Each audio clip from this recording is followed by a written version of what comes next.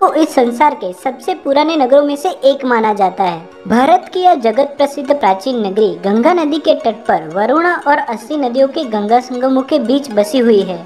इस काशी नगरी को बनारस या वाराणसी के नाम से भी जाना जाता है। भारत की सांस्कृतिक राजधानी के रूप में गौरवान्वित और विश्व का इस प्राचीनतम जीवित शहर काशी अपने उद्भव काल से ही भारतीय आध्यात्मिक, दर्शन, साहित्य, संगीत और कला का केंद्र रहा है। दोस्तों, आज के वीडियो में हम आपको वाराणसी में घूमने लायक सबसे अच्छी जगह और वहां जाने का सबसे अच्छा समय और वहां कैसे जाया जाए वो आपको बताएंगे। तो चलिए शुरू करते हैं। नंबर 10 पर है भारत कला भवन। भारत कला भवन बनारस हिंदू विश्वविद्यालय में आया हुआ ऐसा संग्रहालय है जिसमें जाने वाले को संपूर्ण भारत का ज्ञान हो सकता है।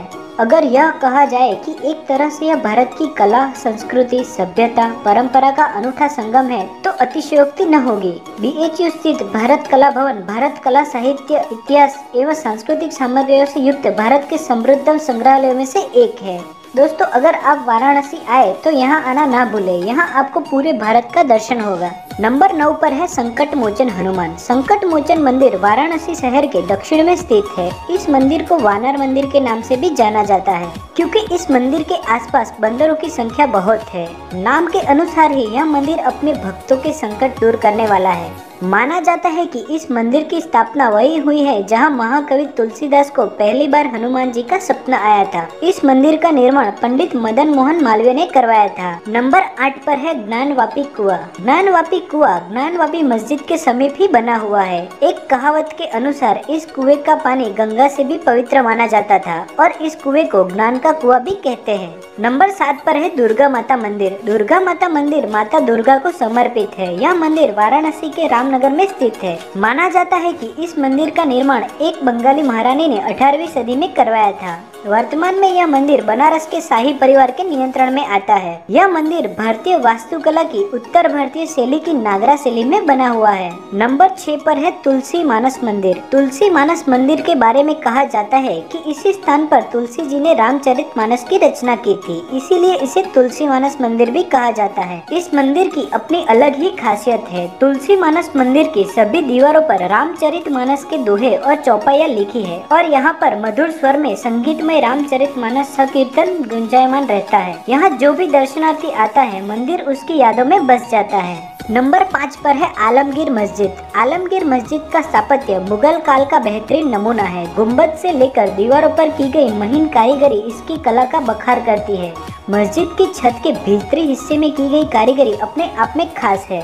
मस्जिद की खासियत इसकी 2 मीनारें हैं जो अभी नहीं है। नंबर 4 पर है रामनगर फोर्ट और म्यूजियम। रामनगर का किला वाराणसी के रामनगर में स्थित है। यह तुलसी घाट के सामने गंगा के पूर्वी तट पर स्थित है। किले तक जाने के लिए पॉन्टून पुल बनाया गया है। मानसून के समय में केवल नौका सेवा से ही आप यहाँ जा सकते हैं। रामनगर किले में एक मंदिर और मैदान के भीतर एक संग्रहालय है। यह मंदिर वेद व्यास जी को समर्पित है जिन्होंने महान भारतीय महाकाव्य महाभारत लिखा था। संग्रहालय के अंदर विंटेज कारें, रॉयल पालकी, तलवारों का एक शस्त्रागार और पुरानी बंदूकें, हाथीदांत के नमूने और प्राचीन घड़ियां भी रखी गई है। वाराणसी आने वाले पर्यटक रामनगर का ऐतिहासिक किला देखने जरूर आते हैं। नंबर 3 पर है सारनाथ स्तूप। सारनाथ बौद्ध धर्म का प्रमुख तीर्थ स्थल है जो वाराणसी से लगभग 10 किलोमीटर पूर्वोत्तर में स्थित है। ज्ञान प्राप्ति के बाद भगवान बुद्ध ने अपना पहला उपदेश यहीं सारनाथ में ही दिया था, जिसे धर्म चक्र प्रवर्तन का नाम दिया गया है। सारनाथ बौद्ध धर्म के 4 प्रमुख तीर्थों में से एक है। सारनाथ में महान भारतीय सम्राट अशोक ने कई सारे स्तूप बनवाए थे और अशोक स्तंभ का भी निर्माण करवाया था जो आज भारत का राष्ट्रीय चिन्ह है।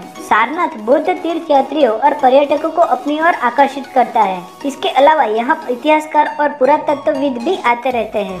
नंबर 2 पर है वाराणसी के घाट। दोस्तों, वाराणसी को अगर घाटों का शहर कहे तो कुछ गलत नहीं होगा। यहाँ कुल 84 घाट है। श्रद्धालु यहाँ गंगा के पवित्र जल में डुबकी लगाकर मोक्ष की कामना करते हैं। इन घाटों पर बैठने के बाद आप अलग ही दुनिया में चले जाते हैं। मन की सारी उथल पुथल यहाँ आने के बाद शांत हो जाती है। सुबह सुबह आप यहाँ बोट राइडिंग का मजा भी ले सकते हैं। दशाश्वमेध घाट की आरती का अनुभव भी खास होता है। इसके अलावा यहाँ 80 घाट और मणिकर्णिका घाट भी मशहूर है।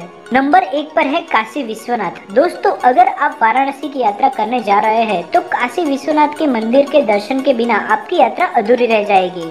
काशी विश्वनाथ मंदिर वाराणसी के प्रमुख दर्शनीय स्थलों में से एक है, जो भगवान शिव को समर्पित है। इस मंदिर में मौजूद शिव के ज्योतिर्लिंग को देश के सभी 12 ज्योतिर्लिंगों में से एक माना जाता है। वाराणसी के सबसे खास मंदिरों में से एक होने की वजह से इस मंदिर में रोजाना हजारों भक्त आते रहते हैं।